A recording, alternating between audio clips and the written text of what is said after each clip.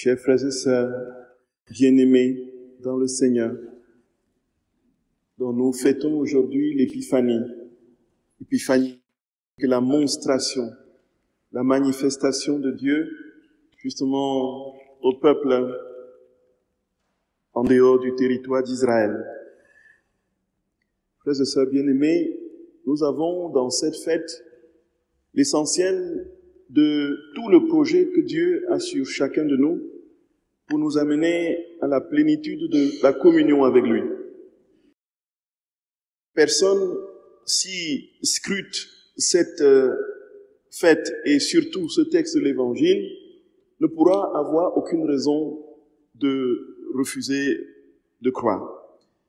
Personne ne peut véritablement justifier l'athéisme et l'incroyance si on lit vraiment ce texte dans tout son déploiement. Frères et sœurs d'amour, figurons-nous bien que les mages n'avaient aucune révélation particulière de Dieu d'ordre surnaturel. Ils n'avaient aucune connaissance venant d'en haut ou du ciel. Ils étaient dans leur métier, qui était d'être des astrologues, au sens où on ne l'entend pas aujourd'hui, puisque cette science s'est progressivement métamorphosée en astronomie. Il s'agissait effectivement en ce moment d'une véritable science, même si on pouvait faire plus ou moins allusion à des mythes ou à des superstitions pour tenter de relier les constellations.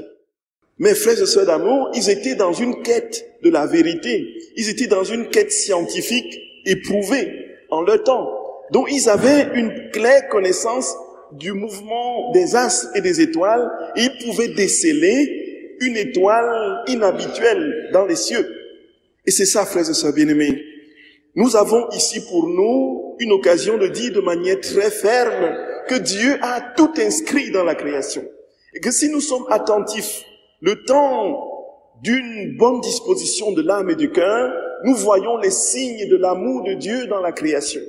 Dieu a tout donné dans la création en vérité. Et tous ceux qui disent que Dieu n'existe pas et qu'ils croient que la création est une projection hasardeuse, une combinaison hasardeuse d'atomes, frères et sœurs bien-aimés, c'est tout simplement une mauvaise foi manifeste. La vérité est que Dieu a inscrit tout dans la création. Son amour est inscrit dans la création. Et comme il le dit, frères et sœurs bien-aimés, à une âme, si nous avons une seule perception de son amour, nous avons, frères et sœurs bien-aimés, tout pour comprendre qu'il nous enseigne, qu'il nous entoure de part en part. La respiration, notre respiration, l'air que nous respirons, les éléments qui nous entourent, les plantes qui poussent et qui nous donnent à manger, et puis le ciel au-dessus de nous. Nous imaginons que nous n'avons plus de cette couche de ciel à notre niveau, et que nous avons directement les rayons du soleil qui nous atteignent. Que devenons-nous, frères et sœurs bien-aimés? Lorsque la couche d'ozone trouée, supposons qu'il n'y a rien au-dessus et que nous sommes directement reliés, nous disparaissons, nous sommes pulvérisés par l'intensité des rayons et de la chaleur du soleil. Et nous avons une protection. Et nous avons en plus le soleil qui nous éclaire, qui réchauffe, qui fait revivre les plantes.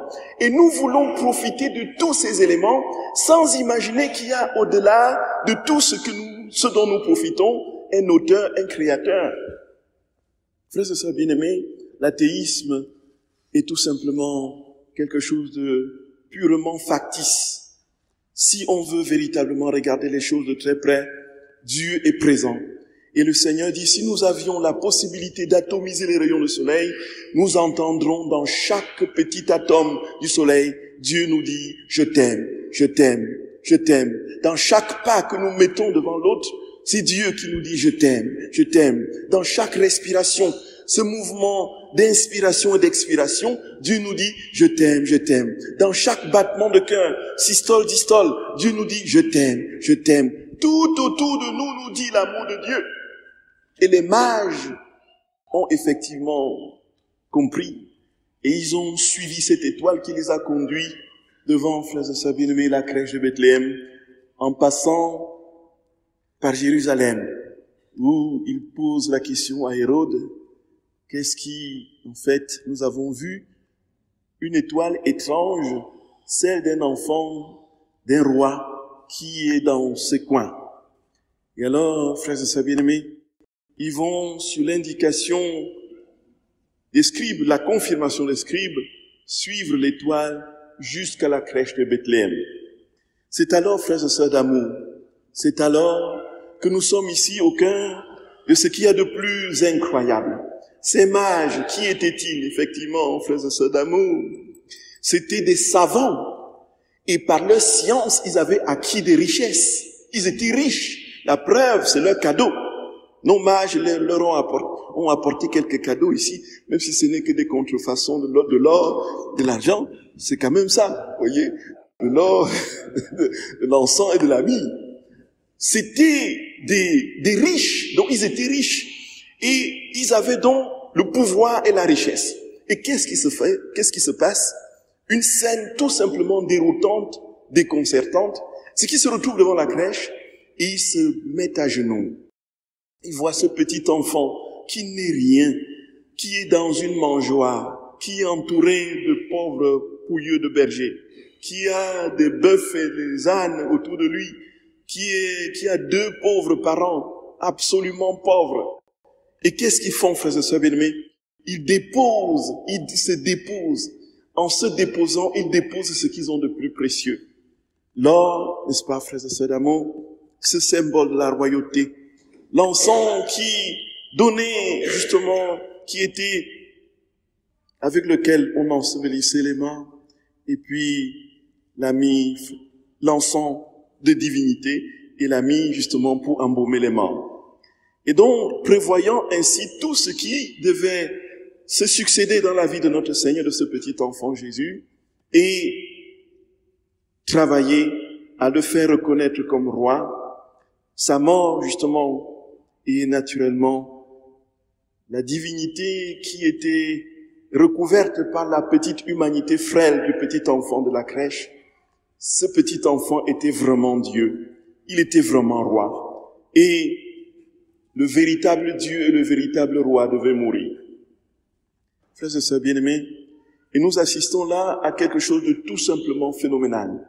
Les rois de ce siècle se prosternent devant le véritable roi, parce qu'ils l'ont reconnu à partir de leur simple métier.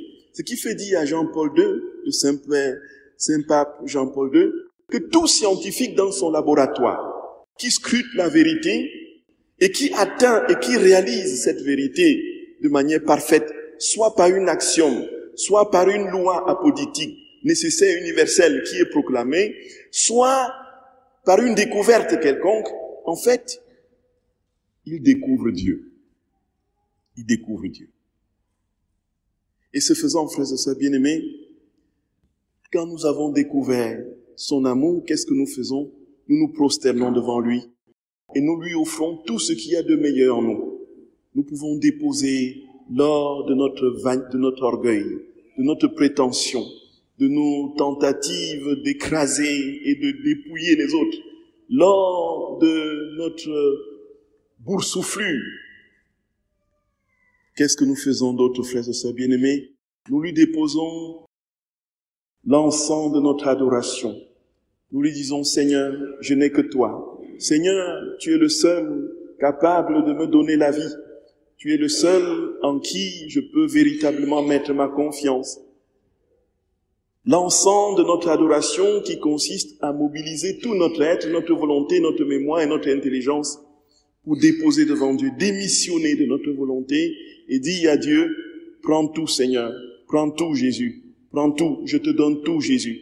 Nous imaginons la joie du petit enfant Jésus, frères et sœurs bien-aimés.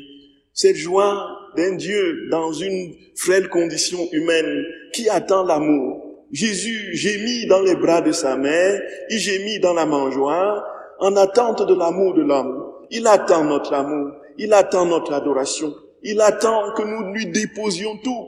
Et alors, il fera tout en nous pour que nous soyons nous aussi capables d'être des véritables êtres de lumière, translucides à sa vie divine, des êtres transfigurés. Des êtres transfigurés. Frères et sœurs, pour terminer, j'ai terminé déjà. Nous avons enterré ces derniers jours notre bien-aimé pape Benoît XVI. Et j'ai eu la joie, frères et sœurs d'amour, de lire qu'il a, ses dernières paroles, c'était « Jésus, je t'aime ». C'était « Jésus, je t'aime ».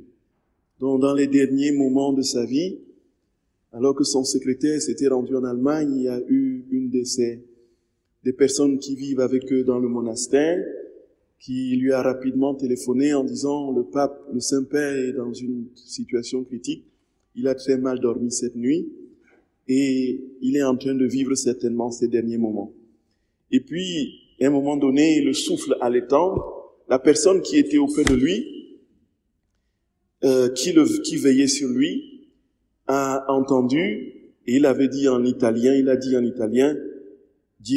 Gesù ti amo. Gesù ti amo. Voyez.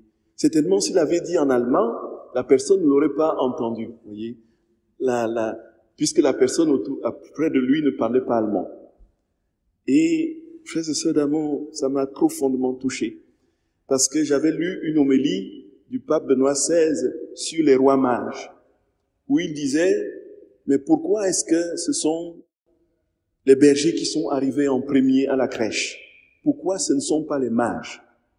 Frères et sœurs d'amour, si on nous pose la question, que répondrons-nous? Ce sont les bergers qui étaient les premiers à voir Jésus. Et qui étaient les bergers?